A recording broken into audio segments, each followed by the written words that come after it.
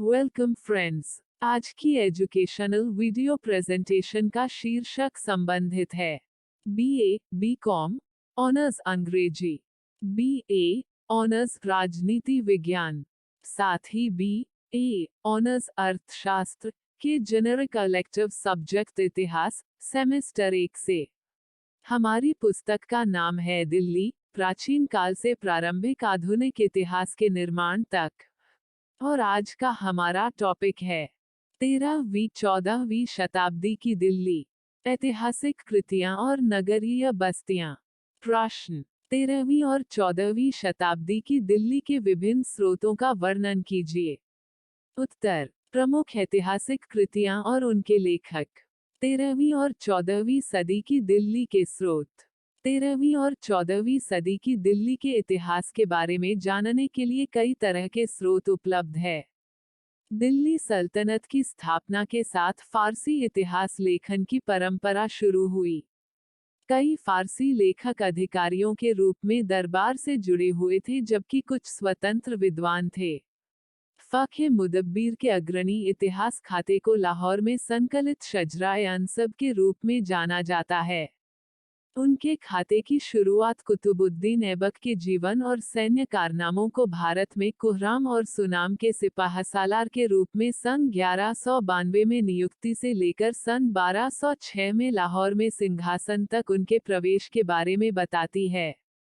यह घुरियन विजय और नींव का पहला इतिहास है। भारत में एक स्वतंत्र सल्तनत के इस अवधि का एक अन्य महत्वपूर्ण लेखन हसन निज़ामी का ताजुल मासीर था।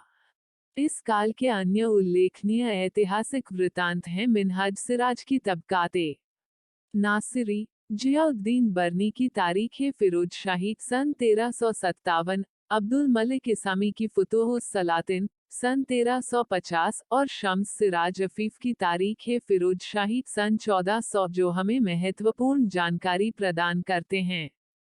साथ ही 13वीं और 14वीं सदी की दिल्ली की राजनीतिक, सांस्कृतिक, सामाजिक और आर्थिक स्थिति के बारे में भी जानकारी का महत्वपूर्ण स्रोत है।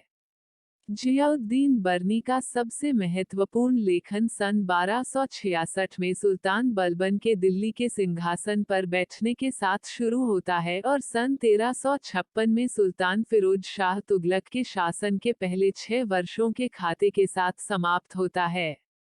बर्नी घटनाओं के कारण और प्रभाव का विश्लेषण करने की कोशिश करता है और दिल्ली की राजनीति, समाज और अर्थव्यवस्था में हो रहे घटनाक्रम का उल्लेख करता है। इतिहासकार सुनील कुमार ने बर्नी के अनुसार सल्तनत शासकों की विविधता की आलोचनात्मक समीक्षा की है। उनका पाठ न केवल उपदेशात्मक था बल्कि यह आदर्श शासन पर लेखकों की राय की सराहना के लिए भी महत्वपूर्ण है।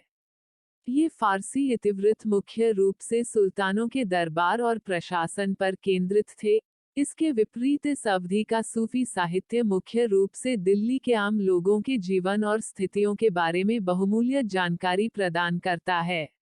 विशेष रूप से मालफुजत यानी सूफी संतों की बातचीत उनके शिष्यों द्वारा दर्ज की गई है और ताजकिरास यानी सूफियों के जीवनी शब्दकोश के साथ साथ राजा के विषय के बारे में हमारे ज्ञान को बढ़ाते हैं। इस अवधि के मालफुजत साहित्य के महत्वपूर्ण उदाहरण 14वीं शताब्दी के ग्रंथ हैं अमीर हसन सिद्जी देहलवी द्वारा फवाद अल फवाद, जो दिल्ली में निजामुद्दीन औलिया के शिक्षण की एक रिपोर्ट है। सचिवों और दरबारियों द्वारा रचित तवारीख भी महत्वपूर्ण ऐतिहासिक स्रोत है।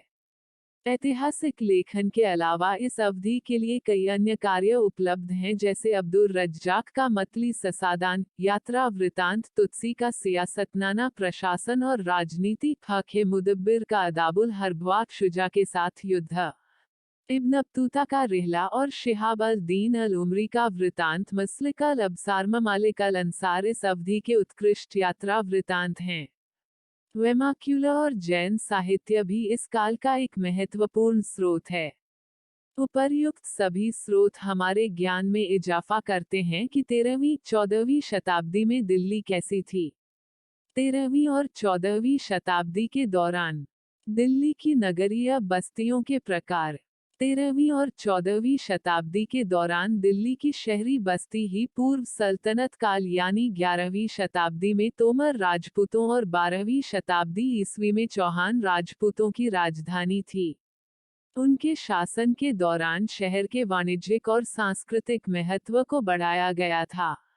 बड़ी संख्या में जैन व्यापारी दिल्ली में बस गए और उन्होंने अपनी व्यावसायिक गतिविधियां शुरू की। उन्होंने इस क्षेत्र में कई छोटे पत्थर के मंदिरों का भी निर्माण किया। राजपूत शासकों की राजधानी शहर दिल्ली सल्तनत की पहली राजधानी शहर की स्थापना का आधार था, जिसे दिल्ली कुन्ना या महरौली या दिल्ली के पुराने शहर के रूप में जाना जाता है।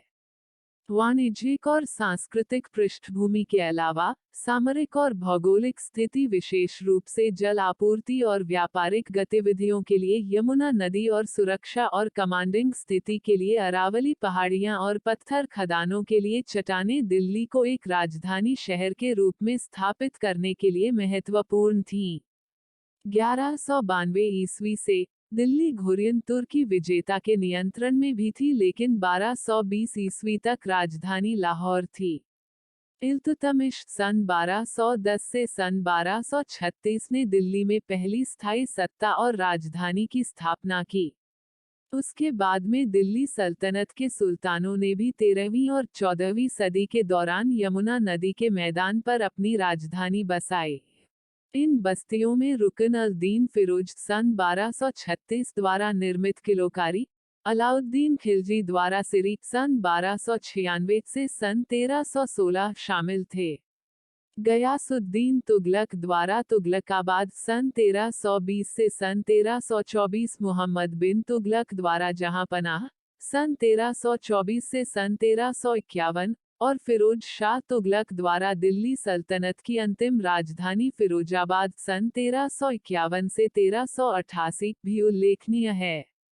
मध्यकालीन इतिहासकार प्रोफेसर इरफान हबीब ने अपने लेखन में 13वीं और 14वीं शताब्दी के दौरान दिल्ली में आर्थिक, वाणिज्यिक और साथ ही कला और सांस्कृतिक गतिविधियों के विकास का विश्लेषण किया है। वह दिखाता है कि इतिहासकारों के बीच दिल्ली सल्तनत के दौरान आर्थिक विकास से संबंधित बहसें कैसे चली, जहां प्रोफेसर के.एस. लाल और प्रोफेसर लल्लन जी गोपाल जैसे कुछ इतिहासकारों ने वर्णन किया कि भारत में मुस्लिम शासन आने के बाद देश की गरीबी और जनसंख्या में कमी आई है, लेकिन इसके विपरीत उनके काम के बारे में प्रोफेसर मोहम्मद हबीब बताते हैं कि दिल्ली सल्तनत के आने के बाद आर्थिक संगठन स्थापित किए गए जो पहले मौजूद लोगों से बहुत बेहतर थे। मोहम्मद हबीब के अनुसार नगरों का विस्तार हुआ और कृषि संबंधों में महत्वपूर्ण परिवर्तन हुए। उन्होंने उल्लेख किया है कि नए शासक कारीगरों निर्माताओं के उत्पादों में रुचि रखते थे, न कि कारीगरों की जाति में।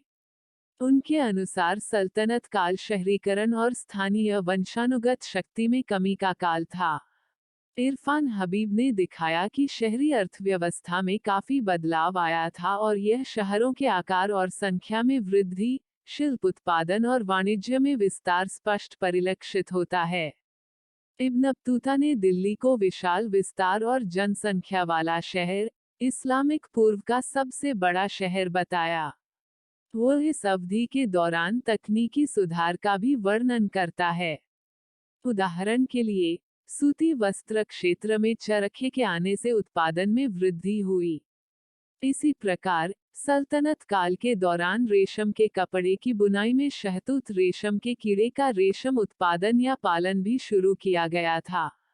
कागज का निर्माण शुरू हुआ और 14वीं शताब्दी की शुरुआत में दिल्ली के मिठाई विक्रेता अपने उत्पादों को अपने ग्राहकों के लिए कागज में पैक कर सकते थे। वह भी कला और स्थापत्य प्रौद्योगिकियों के विकास का काल था। इरफान हबीब के अनुसार इस अवधि के दौरान भवन निर्माण उद्योग में महत्वपूर्ण और नए तत्वों में वास्तविक मेहराब और गुंबद के व्यापक उपयोग के साथ सीमेंटिंग चूने और गुंबददार छत का उपयोग शामिल था। विशाल चांदी के सिक्कों और सोने के सिक्कों का उपयोग वाणिज्यिक समृद्धि और परिवर्तन की वृद्धि को दर्शाता है। इन परिवर्तनों के अलावा बड़ी संख्या में कुशल अप्रवासी जैसे कारीगर, व्यापारी इस्लामिक पूर्व से भारत आए और अपने साथ अपने शिल्प, तकनीक और प्रथाओं को लाए। इस्लामी भूमि के शिल्पकारों और कारीगरों ने दिल्ली को एक महान सांस्कृतिक शहर बनाने में महत्वपूर्ण भूमिका निभाई। दिल्ली के सुल्तानों ने कारीगरों और शिल्पकारों को संरक्षण दिया, जैसा कि मिन्हाज सिराज लिखते हैं कि दुनिया के विभिन्न हिस्सों के लोग दिल्ली में एकत्र हुए, जो दुनिया के विभिन्न हिस्सों के विद्वानों, गुणी और उत्कृष्ट लोगों के लिए विश्राम स्थल बन गया। 13वीं और 14वीं शताब्दी ईस्वी के दौरान दिल्ली इस्लाम के एक महत्वपूर्ण तीर्थस्थल के रूप में भी उभरी। 13वीं और 14वीं शताब्दी की दिल्ली के चरित्र को संप्रेषित करने के लिए सल्तनत काल के इतिहासकार मिन्हाज सिराज ने शहर को कुबत अल इस्लाम या इस्लाम के अभयारण्य के रूप में संदर्भित किया। इस अवधि के दौरान बड़ी संख्या में मस्जिदों और मदरसों का निर्माण किया गया। यह इल्तुतमिश के अधीन था कि सूफीवाद ने दिल्ली में प्रमुखता प्राप्त की, जिससे शहर के बहुलवादी ताने बाने को मजबूत किया और शहर को हजरत-ए-दिल्ली की उपाधि दी। उन्होंने रूढ़िवादी उलेमाओं के साथ प्रवचन किए, लेकिन साम्राज्यवादी नीतियां बनाते समय उनकी सलाह की अवहेलना की। शरिया और उस समय की व्यवहारिक जरूरतों के बीच यह संतुलन दिल्ली में तुर्की शासन की एक विशेषता बन गया। सबसे प्रमुख सूफी सिलसिला, जो कि चिश्ती सिलसिला था, इस अवधि के दौरान दिल्ली में विकसित हुआ। शेख निजामुद्दीन औलिया दिल्ली के प्रमुख धार्मिक व्यक्ति थे और 14वीं शताब्दी के दौरान उनकी कब्र दिल्ली में सबसे सम्मानित तीर्थस्थल के रूप में उभरी। एक अन्य महत्वपूर्ण सूफी संत कुतुबुद्दीन बख्तियार काकी की दरगाह भी 14वीं शताब्दी के उत्तरार्ध में एक महत्वपूर्ण तीर्थ स्थल के रूप में उभरी। तो कुल मिलाकर इस प्रस्तुति में हमने 13वीं-14वीं शताब्दी की दिल्ली की ऐतिहासिक कृतियों और नगरीय बस्तियों से संबंधित जानकारियां प्राप्त की। प्रस्तुति समापन। आपका धन्यवाद। Disclaimer: This notes has been made after a lot of research, yet the accuracy of the answers may vary. The author assumes no responsibility or liability for any errors or omissions in the content of this notes.